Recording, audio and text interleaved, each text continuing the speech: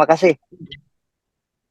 Jadi Mbak Tias, rekan-rekan semua, juga kerabat desa sekalian, kita mulai dari hari Senin memberitahukan mengenai atau mengingatkan kembali di antara kita bahwa untuk membangun desa akan dimulai dengan pendataan. Kalau sebagaimana yang ditulis oleh Menteri Desa di dalam Peraturan Menteri Desa nomor 21 tahun 2020. Dan kemudian kita mengetahui, dan sebetulnya yang pokok seperti kemarin dengan Gus Heru, itu kita memastikan bahwa desa mengetahui bahwa dirinya memiliki data. Nah, di antara banyak data yang kita diskusikan sejak hari Selasa sampai hari Kamis, sebetulnya data yang relatif paling lengkap di desa mestinya adalah yang pada hari ini kita diskusikan, yaitu pada level desa. Nah, tentang hal ini kita perlu sikapi bahwa yang namanya data itu yang tadi disebutkan oleh Kang Iman bahwa sesuai dengan kenyataan. Dan kemudian jangan sampai ada relatif ya kesalahan atau kemudian kebingungan karena datanya kok aneh gitu. Jadi itu hal-hal yang penting. Kalau tidak diketahui oleh desa, ini menjadi sulit. Nah, kita akan memperbincangkan terutama data desa yang sangat mudah yang ada di IDM, Indeks Desa Membangun. Kenapa ini dianggap sangat mudah? Karena tidak mencek sampai ke level di bawah level desa. Tidak mencek sampai ke level RT, keluarga, dan warga. Kalau tidak melakukan cek, berarti ya di situ seharusnya sudah ada kesiapan data sebelumnya. Tapi paling tidak dalam hal pengumpulan data menjadi lebih cepat. Gitu. Selama ini seperti itu. Contohnya kalau untuk satu data SDG desa sampai level desa, yang paling cepat pada tahun 2021 itu sampai 3 minggu. Kemudian untuk mengisi data IDM, itu yang paling cepat ada yang cuma 2 hari selesai, 3 hari selesai seperti itu. Jadi ketika 1 minggu itu seluruh misalnya pendamping lokal desa bisa memastikan seluruh desanya bisa selesai melakukan itu. Nah, memang ada beberapa hal yang penting pada waktu menjaga kualitas data. Karena kita saat ini datanya relatif sudah ada, jadi kita naik ke langkah berikutnya, yaitu menjaga kualitas data. Sebetulnya indikasinya mudah. Apakah data kita sudah dipakai? Kalau data kita sudah dipakai, berarti orang mulai percaya dengan kualitas data kita. Tapi kalau data kita belum dipakai, ya kita introspeksi supaya bisa meningkatkan kualitas data kita. Jadi kalau data dana desa misalnya ya, dana desa itu selama ini untuk pendetilan tidak ada yang lebih detail daripada yang dimiliki Kementerian Desa. Jadi mau nggak mau akan menggunakan itu. Tapi untuk data tertentu seperti pencairan dana desa itu ada 2 data saat ini. Yang satu dari Kementerian Desa, yang satu dari Kementerian Keuangan. Kementerian Keuangan berbasis Omspan, laporan dari pencairan. Kementerian Desa juga melakukan laporan dari pencairan melalui pencatatan pencatatan dari tenaga pendamping profesional. Nah, kalau sudah ada 2 data itu kita bisa melihat mana yang lebih sering dipakai. Gitu. Demikian juga data pada level desa ini. Secara umum, data level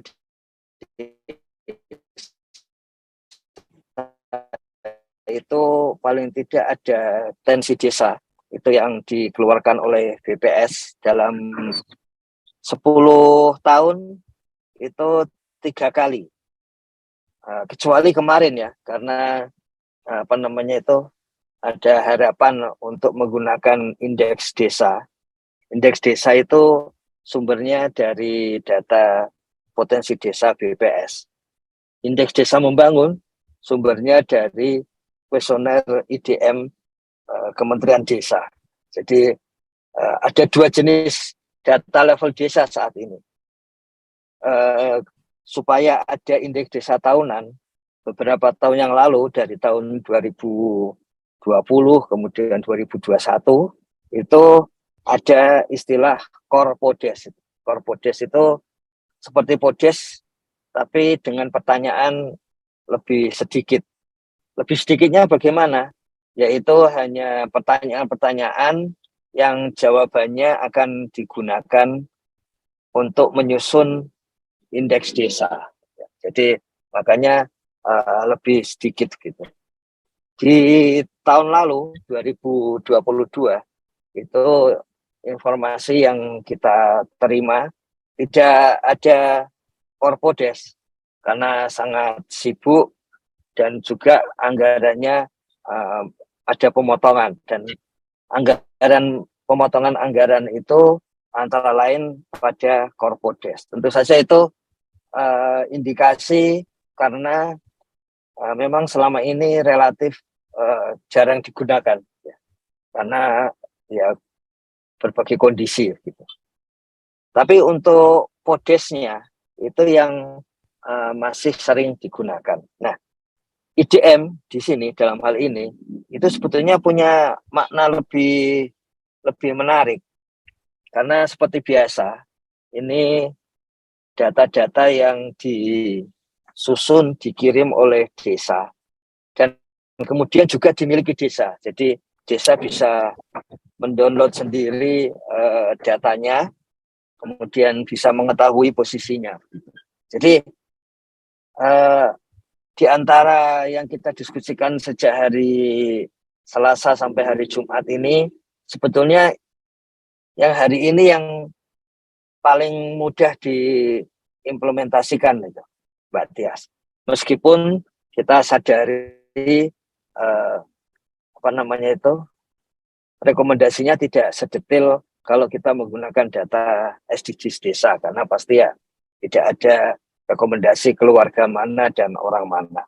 Yang tadi disampaikan oleh Kang Iman itu kemarin dicek. Jadi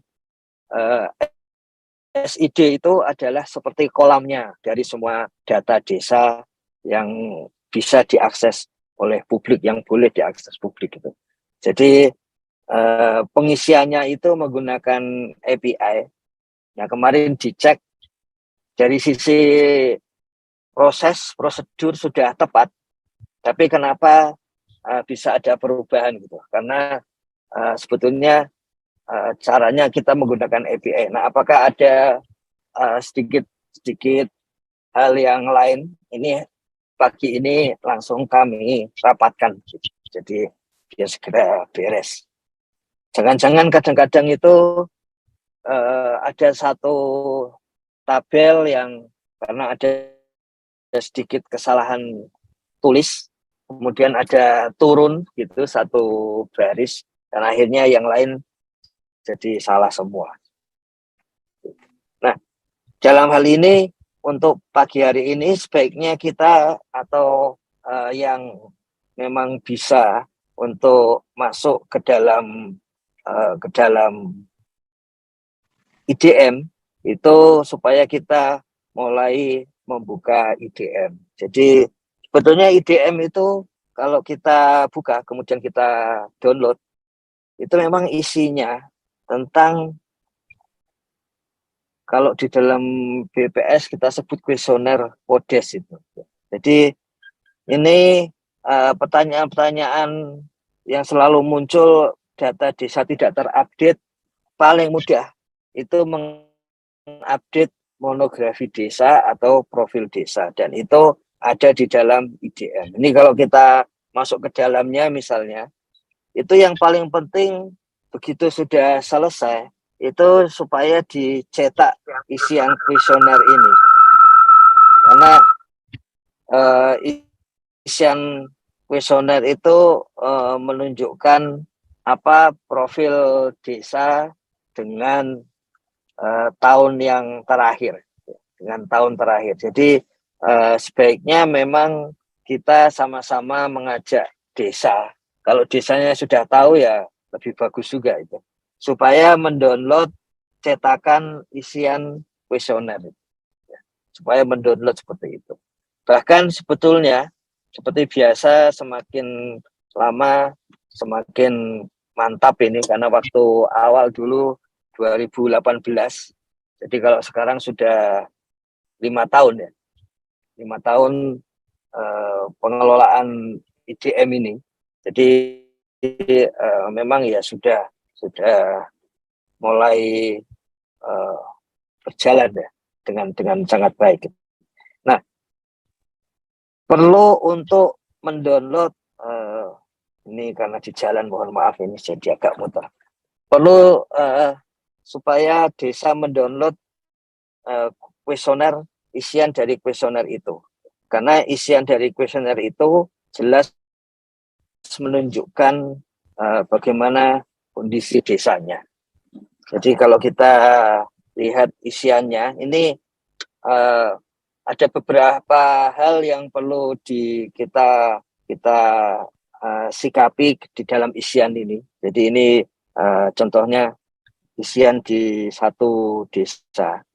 Kalau untuk 2023 seperti biasa IDM membuat Excel yang baru gitu. Ada tambahan-tambahan yang lebih baru. Salah satu yang ingin ditambahkan itu supaya ada by name by address di dalam IDM ya. Jadi yaitu upaya-upaya seperti itu yang sebetulnya nanti ujung-ujungnya juga berapa jumlahnya dan berapa persentase tertingginya. Nah, di sini ada nama petugas. Jadi ada yang menanyakan yang mengisi itu siapa gitu. Kita bagi dua, antara yang mengisi itu tenaga pendamping profesional dari Kementerian Desa atau dari desa. Nah, di sini akan sangat menentukan isiannya itu yang paling banyak mengisi siapa gitu. Nah, yang perlu kami ingatkan untuk menjaga kualitas data, konsep awalnya adalah yang akan mengoreksi kalau ada kesalahan data itu pihak kecamatan. Kemudian pihak kecamatan kalau masih ada kesalahan dikoreksi pihak kabupaten. Kalaupun ada kesalahan di kabupaten dikoreksi oleh pihak provinsi.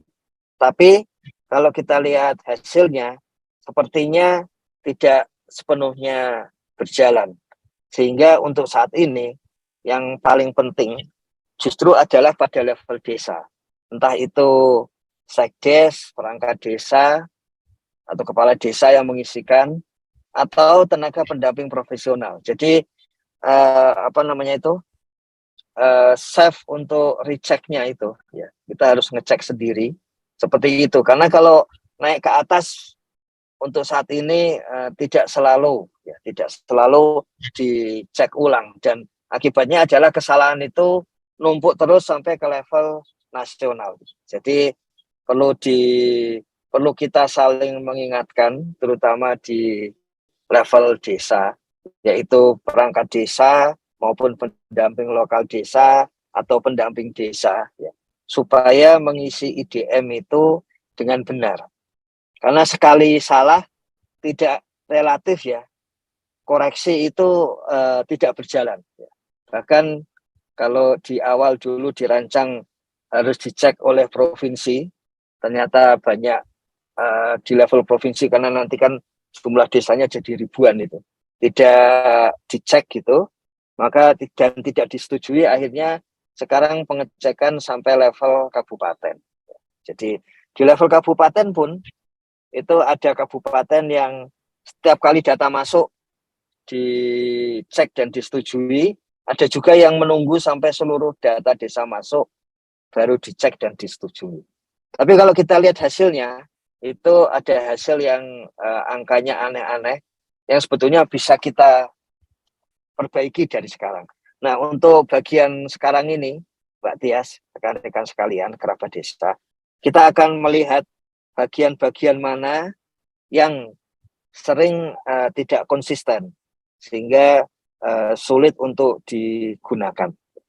Kenapa kami bisa mengetahui?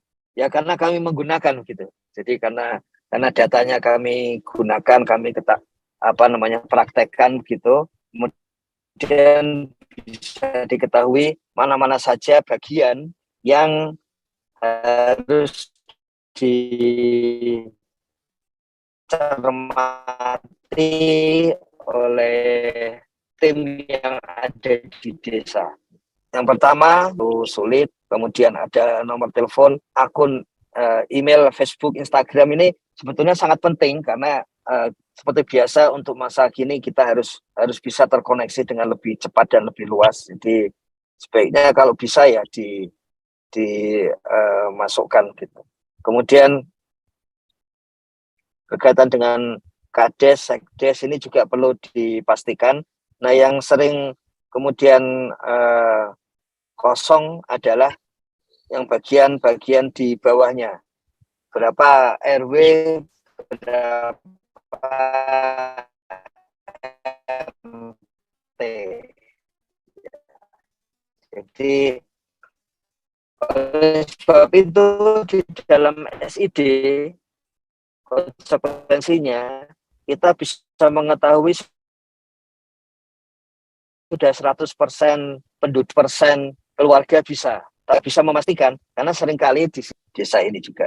Jadi kepala dusun, ketua RW, ketua RT ini sering kosong. Nah ini kiranya yang terutama yang RW dan RT ini perlu dicermati supaya tidak kosong lagi. Ya kita harus saling dengan kondisi saat ini di mana verifikasi harus dilakukan secara mandiri di level desa. Maka kami usulkan sebelum di-upload ke dalam idm.kemendesa.go.id itu sesama kita itu mencek. Yang pertama, cek ketua RT, ketua RW apakah sudah terisi atau belum. Ini bagian yang seringkali tidak terisi. Kemudian soal total luas desa itu coba dibandingkan, dijumlahkan dengan data-data yang ada di bawahnya gitu. Karena seringkali nanti total luas desa itu ternyata tidak sama dengan yang di bawahnya. Kemudian soal kependudukan.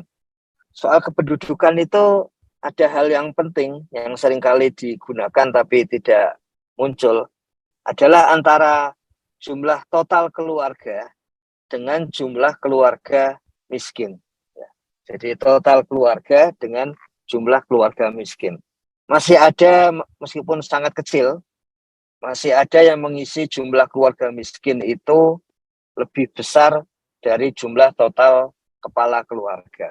Karena itu kemudian sulit untuk digunakan. Kan seharusnya total jumlah keluarga miskin lebih rendah dari total keluarga. Jadi ini bagian yang kita harus hati-hati di bagian jumlah keluarga miskin. Kemudian sekarang ada tambahan jumlah keluarga perempuan. Kemudian setelah itu yang juga penting adalah dimensi kesehatan. Kenapa dimensi kesehatan penting?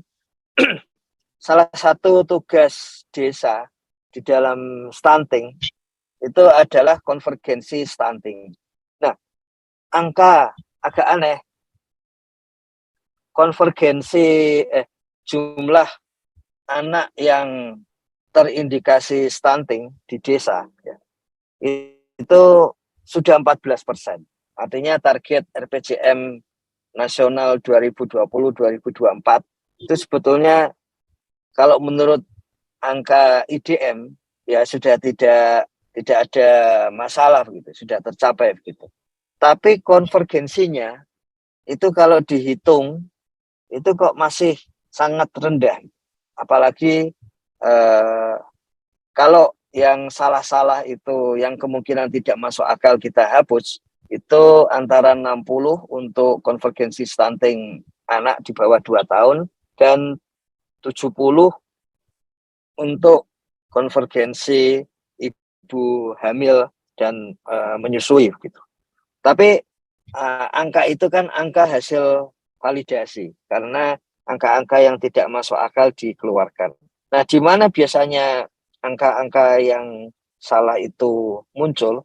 Itu di bagian terutama soal ini, soal kejadian kematian ibu melahirkan.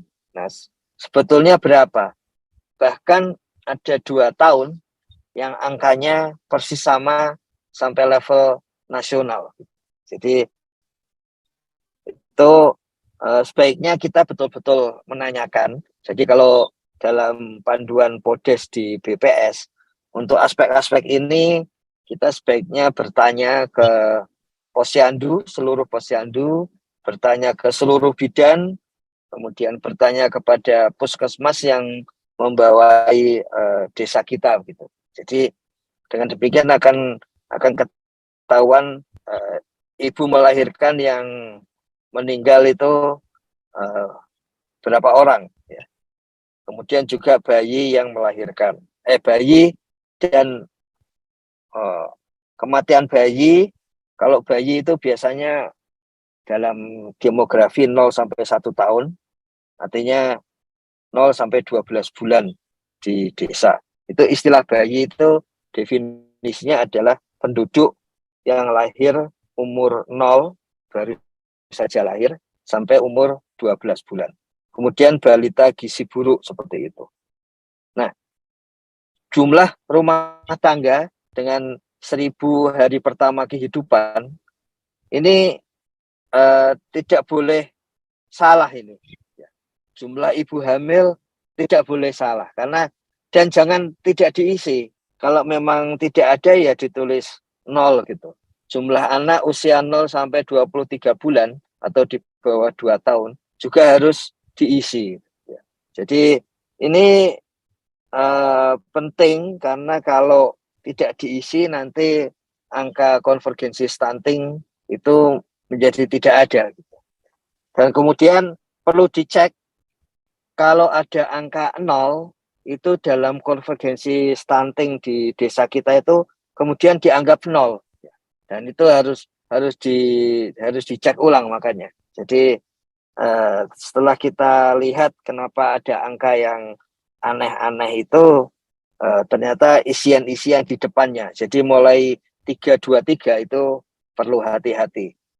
Kemudian 324 ini juga sama ini.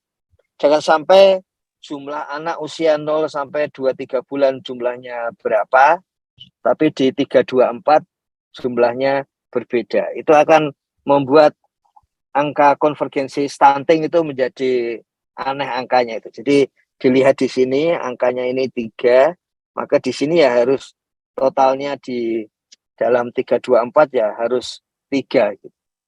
Kemudian jumlah ibu hamil ada 4, maka total di sini juga harus maksimal 4. Di sini disebutkan bahwa tidak ada kegiatan-kegiatan mereka mendapatkan layanan. Kemudian ditulis juga di sini yang ada dalam keluarga yang punya akses air bersih, kemudian keluarga yang punya akses jamban dan sebagainya sudah ada itu. Kemudian setelah itu di sini ada tingkat konvergensi stunting. Nah ini, jadi konvergensi stunting itu melihat nilai terbawah.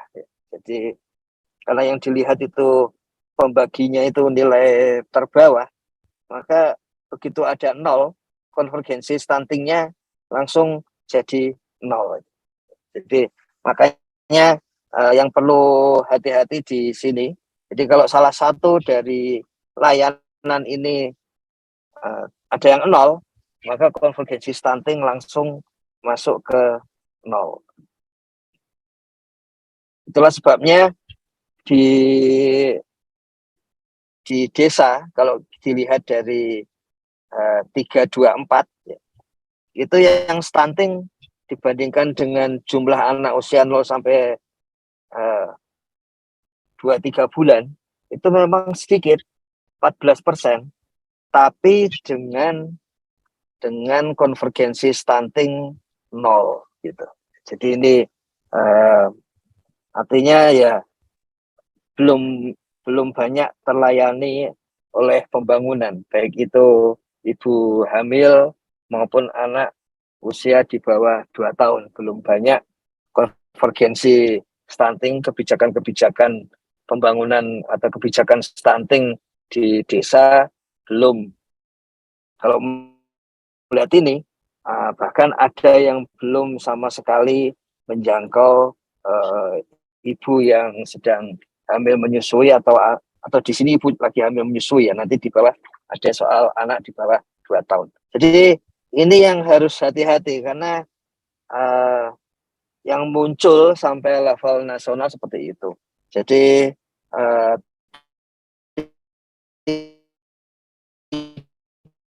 car stunting ini di posyandunya ya, hijau, kuning dan merah ini sangat penting, banyak dipakai data ini. Jadi kalau salah maka angka sampai level nasional pun jadi salah. Ibu hamil dan usia anak ini juga harus ditanyakan benar-benar.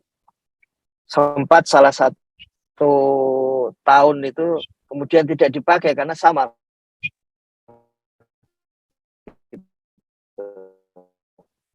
Masa ibu hamil bisa 3 bulan juga sama. Nah kemudian setelah itu adalah bagian anak usia 0 sampai 2-3 bulan. Ini juga bagian yang di sini, ini kan bagian yang layanan untuk stunting kepada anak di bawah 2 tahun. Nah harus hati-hati, kembali lagi, kalau ada yang 0 ya, itu nanti konvergensi stunting terhadap anak usia di bawah 2 tahun juga akan 0 gitu ya, karena diambil dari nilai terendah. Nah kadang-kadang angka ini tidak muncul, angka 0 itu pun tidak muncul karena ada kesalahan di dalam pengisian di atasnya.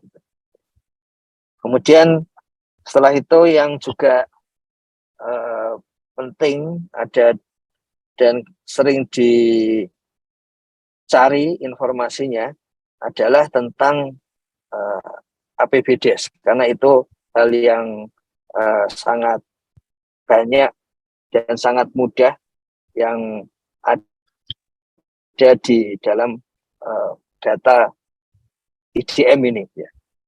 Jadi salah satu salah paham Mbak Tias dan rekan-rekan sekalian terhadap IDM itu dikira bahwa isinya itu hanya informasi pendukung IDM. Tidak ada yang mengira bahwa, atau sangat jarang, jauh berkonsultasi ya, sangat jarang yang mengira bahwa di dalamnya itu sangat banyak kuesionernya. Khusus untuk BUMDes. Untuk BUMDes ini sebetulnya informasi yang penting untuk melihat apakah BUMDes yang sudah berbadan hukum itu seberapa banyak. Kita sama-sama tahu, Bapak Presiden sendiri juga menyampaikan jumlah BUMDes naik sampai 600% dan sebagainya. Dari mana kita bisa mengetahui itu?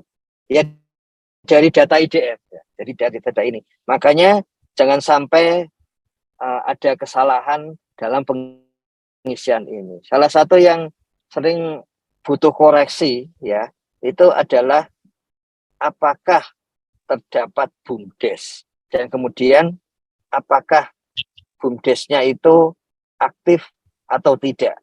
Jadi di sini ada tulisan apakah terdapat BUMDes, ada nama BUMDesnya dan sebagainya. Kemudian ada BUMDes bersama ikut serta apa tidak.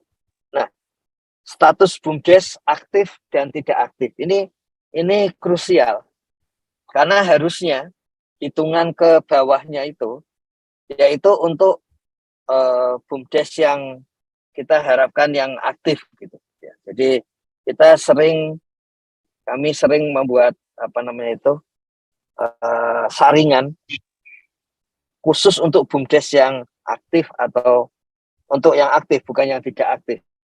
Jadi kita mengetahui total ada 60.000 sekian. Nah, yang aktif ada 45.000 lebih seperti itu. Nah, itu yang kita gunakan. Ada yang menanyakan pada saat COVID, kok bisa seperti itu? Masa pas COVID masih ada BUMDes? Nah, kita punya datanya bahwa selama tahun 2020, 2021, dan 2022 awal, itu BUMDes aktif selama COVID itu memang turun, tapi tetap jumlahnya banyak, di atas 40.000. Dulu di tahun 2020 awal, itu turun sampai 36.000. Tapi toh itu angka yang besar, ya, angka jumlah yang besar. Nah, bagaimana kita mengetahui itu? Itu adalah di pertanyaan 424C2. Ini pertanyaan yang jawabannya krusial. Nah, jangan sampai di sini tidak aktif, tapi kemudian di bawahnya ada banyak, termasuk pendapatan BUMDes tahun terakhir. Di bagian bawah ini ada bidang usaha BUMDes, omset BUMDes 101 tahun terakhir. Loh, di depannya tidak aktif, kenapa di sini ada omset BUMDes? Nah, itu jadi ini aspek-aspek yang perlu dicermati oleh desa, baik oleh perangkat desa maupun oleh pendamping lokal desa atau pendamping desa. Jadi kami ulangi lagi, khusus untuk BUMDes itu hal-hal yang penting di sini adalah berapa yang aktif dan tidak aktif, ya. Ini akan menentukan berapa jumlah BUMDes yang ada di desa saat ini. Adapun BUMDes bersama ini agak sulit karena ini sebetulnya kalau BUMDes bersama itu kita cara menyaringnya adalah di satu kecamatan atau di satu kabupaten. Nama yang sama berapa? Jadi kita nggak melihat misalnya BUMDes itu kan, BUMDes bersama ini kan nggak bisa berapa desa yang ikut serta. Tapi berapa BUMDes bersama itu adalah nama yang sama di satu kecamatan atau di satu kabupaten. Bisa saja BUMDes yang sama itu namanya sama, dia diikuti beberapa desa. Nah, justru pada saat itulah yang sering terjadi, nama BUMDes bersama itu tidak ditulis dengan benar gitu, ya. Jadi nama BUMDes bersamanya itu nulisnya tidak benar, dan karena tidak benar maka kemudian jadinya seperti ada banyak BUMDes bersama di satu kabupaten, karena cara penulisan namanya kalaupun salah ketik 1-2 huruf itu bisa dianggap BUMDes bersama yang lain gitu. Nah, ini jadi untuk BUMDes seperti itu. Kemudian di bagian sini sama ini, tapi ini lazimnya bisa kita ketahui jenis-jenis BUMDes dan BUMDes bersama ini bisa kita ketahui dan relatif benar. Nah, ketika kita mulai masuk omset, ini mulai banyak yang data yang aneh gitu. Ya, nanti coba dicek, ada yang omsetnya sampai puluhan triliun dan sebagainya. Angka nolnya harus dicermati itu, jangan sampai tidak sesuai dengan kenyataan.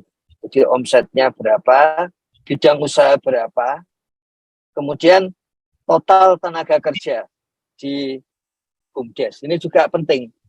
Jadi ada yang menanyakan, kok bisa tahu berapa jumlah pekerja, bahwa sekarang jumlah BUMDes, pekerja BUMDes itu sekitar 350.000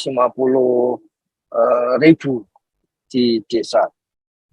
Sementara sebagian orang itu melihat tenaga kerja BUMDes itu dengan membuat asumsi.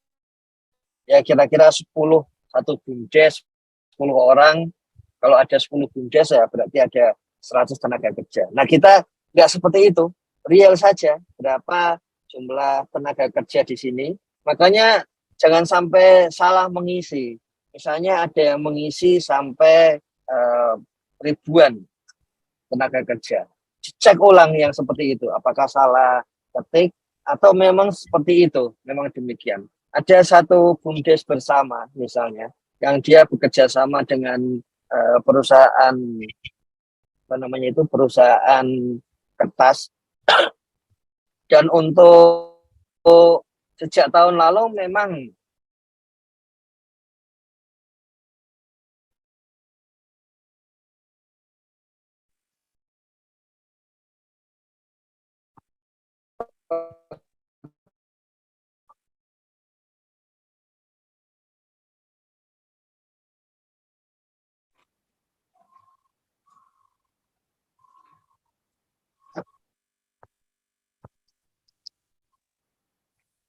itu kemudian melonjak sampai bekerja, jumlah pekerjanya 1.000. Benar. Jadi kalau rekan-rekan melihat di tanggal 2 Februari ya, di situ ada iklan satu halaman tentang BUMDes. Ada yang menanyakan, kok omsetnya gede amat, kok tenaga kerjanya banyak amat. Kemudian jumlah modalnya kenapa sangat banyak seperti itu. Jangan lupa semua itu basisnya adalah dari data IDM. Jadi kalau orang mempertanyakan ini dan itu mudah dicek. Kok di saya BUMDesnya kecil kok, gitu kan? Ya BUMDes mana, desa mana, kabupaten mana, ya kita langsung bisa melihat laporan mereka itu sekian, gitu. Jadi ini pentingnya. Jadi total tenaga kerja BUMDes, omset BUMDes tahun terakhir, kemudian perlu dicermati ketika kita mengisi data IDM. Karena itu digunakan, kecuali nggak digunakan.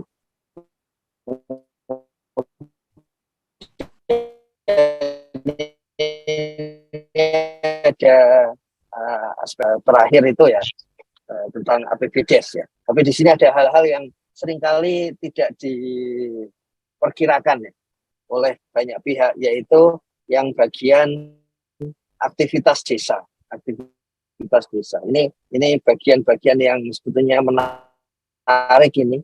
Ini tambahan dari Kementerian Desa, dan ini tiap tahun bisa bertambah. Jadi dari sini sudah diketahui berbagai aktivitas khusus desa. Sekali lagi, karena ini khusus ya, maka ya harus dicari lebih tepat datanya gitu ya.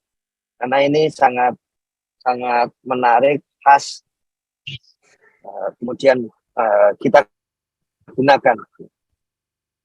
Berapa pendampingan dan sebagainya ada di situ. Kemudian soal apa namanya itu apa saja sumber makanan pokok yang ada di desa. Nah, kerjasama antar desa yang terakhir anggaran pendapatan dan belanja desa. Jadi ini sangat penting, ini anggaran pendapatan dan belanja desa. Jadi ada pertanyaan, kemudian ada apa namanya itu penggunaan untuk langsung pada kinerja desa.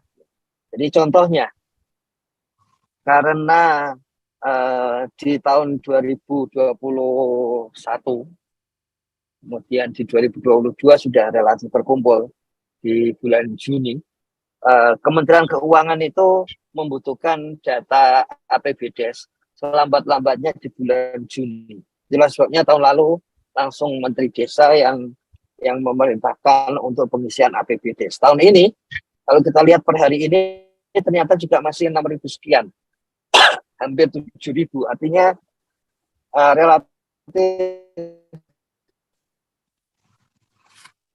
pengisian APBD sudah mulai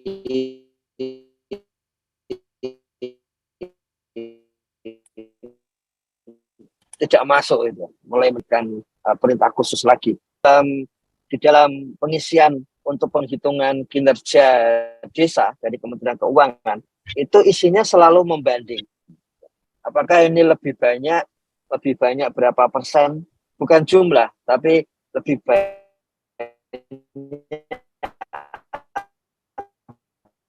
naik berapa persen. Makanya di sini, jadi dana desa tahun ini dan tahun sebelumnya.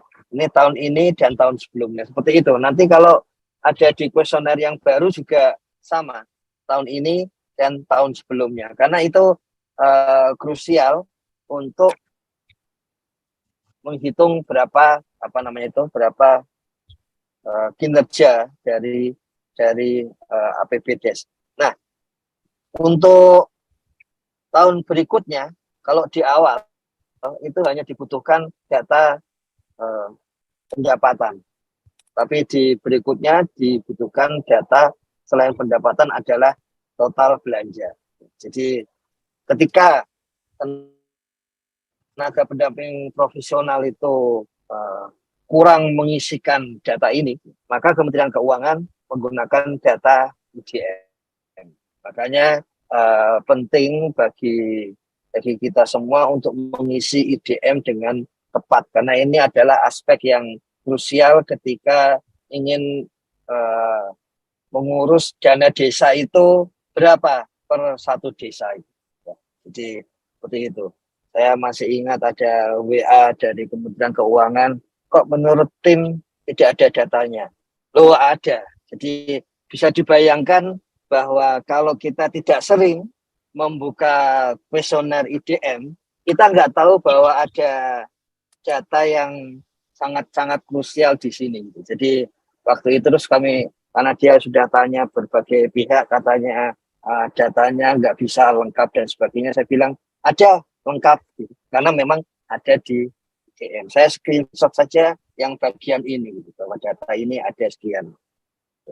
Nah, jadi ini data yang krusial untuk menentukan berapa dana desa kinerja, ya, angka kinerja. Kalau tahun lalu kan kinerja itu sekitar 20 jutaan, tambahan 20 jutaan per desa sesuai dengan kinerja ini.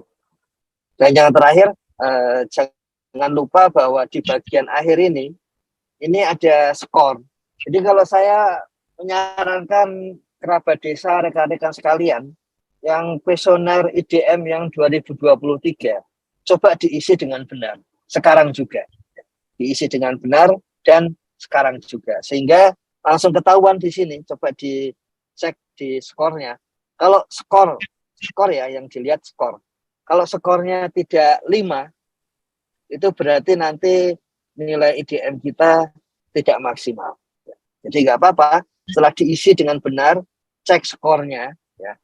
Kemudian disitulah diketahui apa saja yang harus diperbaiki di desa kita. Semua yang nilai skor tidak 5, itu tanda-tanda nanti akan menjadi pengurang dari IDM di desa kita. Nah, kenapa penting diisi sekarang? Ini di banyak kabupaten, bahkan provinsi. Ini contohnya yang menyampaikan dari Kalimantan Barat. Kita ketahui Kalimantan Barat itu salah satu provinsi, dan di dalamnya banyak kabupaten juga yang sejak awal menyadari scoring IDM dibandingkan yang lain. Dan kemudian melakukan langsung melakukan perbaikan scoring dengan menyediakan layanan-layanan. Kenapa bisa seperti itu? Karena pada dasarnya IDM, IPD, indeks desa itu mengukur output. Nah, karena mengukur output, layanan, ketersediaan fasilitas, maka kan mudah itu. Mudah untuk dipenuhi. Asal kita ketahui apa kebutuhannya, kemudian kita penuhi, maka nilai IDM kita akan meningkat. Pada tahun itu juga, ya kan? Karena memang itulah itulah kegunaan dari pengukuran yang bersifat output gitu. Jadi ketika itu sifatnya itu output, dipenuhi, angka meningkat. Ya. Begitu dipenuhi, maka angka meningkat. Nah, karena itu Kalimantan Barat menyampaikan bisa nggak supaya paling tidak khusus di kami itu sudah ada kepastian nilai IDM, sehingga kemudian kami langsung menggunakan untuk penganggaran, karena di sana penganggarannya di bulan Maret, ya. Di bulan Maret, kemudian nanti di bulan April bisa kami langsung perbaiki bayangan. Nah, bayangan dari Pemda, maka tahun depan jumlah desa mandirinya kemudian akan meningkat gitu. Tapi ternyata kalau kita lihat, ya, kalau kita lihat dengan kondisi tahun ini, sebetulnya ada yang menarik. Bagaimana kalau kita mengetahui kondisi sekarang, kita bisa melihat kekurangan kondisi sekarang, dan kemudian nanti upload IDM-nya di bulan-bulan Mei akhir misalnya gitu ya. Karena selama sepanjang itu mungkin Pemda maupun pemerintah desa bisa menyediakan layanan-layanan yang saat ini skornya di bawah 5. Sehingga langsung diketahui masalahnya di awal, langsung diperbaiki selama semester pertama, dan kemudian dilaporkan kembali versi finalnya di akhir Mei, ya, seperti itu. Jadi, itu hal yang menarik dari kekayaan data desa di level desa. Nah, di samping itu, kalau kita lihat, sebetulnya isi dari kuesioner tadi itu kan sebetulnya digunakan untuk monografi desa, ya, untuk monografi desa, sehingga kita menyarankan supaya desa mendownload dan kemudian memperbaiki papan monografi desa. Dan di samping itu, kemarin dari Bojonegoro kemudian punya ide, kalau gitu sekalian desa memperbaiki Prodeskel dari Kementerian Dalam Negeri. Jadi setelah IDM-nya diisi seluruhnya dengan benar, kemudian nanti kalau ada perbaikan juga diisi ulang, maka kemudian data yang sama diisikan ke profil desa dan kelurahan. prodeskel.bina.pemdes.kemendagri.go.id. Kita mengetahui kalau ingin ikut lomba desa di Kemendagri, maka harus terisi profil desa dan kelurahan. Kemudian kalau ingin mendapatkan dana desa, maka harus mengisi IDM. Jadi sekaligus mengisi IDM dengan benar, dan tadi catatannya supaya diperhatikan, terutama aspek-aspek yang sering salah tiap tahun dari 2018, dan kemudian bisa digunakan. Apakah kita sebaiknya mengisi sekarang, kemudian nanti uploadnya di akhir Mei, sehingga ada kesempatan Pemda maupun Pemdes memperbaiki fasilitas, itu juga salah satu hal yang menarik.